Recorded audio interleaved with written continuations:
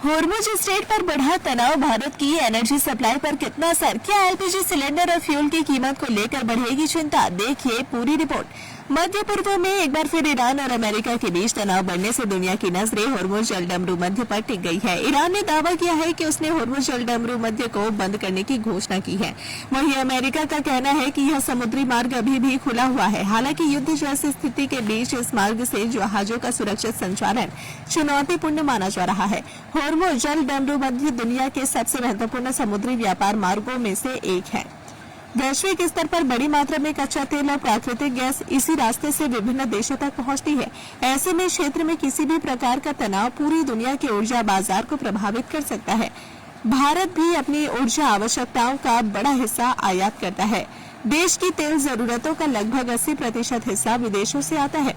हालांकि उपलब्ध जानकारी के अनुसार फिलहाल भारत की रिफाइनरियों एक कच्चे तेल की आपूर्ति सामान्य बनी हुई है और तत्काल किसी बड़े व्यवधान की पुष्टि नहीं हुई है। विशेषज्ञों का मानना है कि पिछले कई वर्षों में भारत ने अपने कच्चे तेल के आयात के स्रोतों में विविधता लाई है।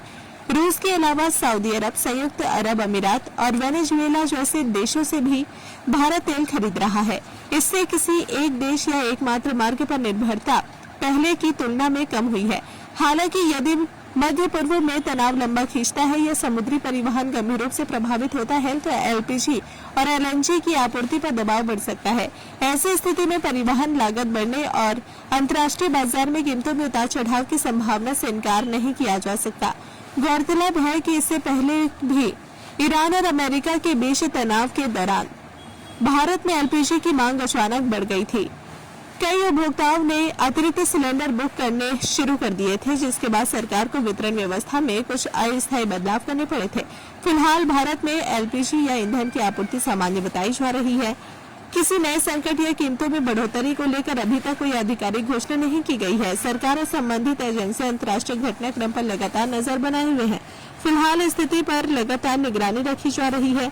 मध्य पूर्व के हालात में आगे क्या बदलाव आते हैं, इसका असर आने वाले दिनों में भारत की ऊर्जा आपूर्ति और बाजार पर देखने को मिल सकता है।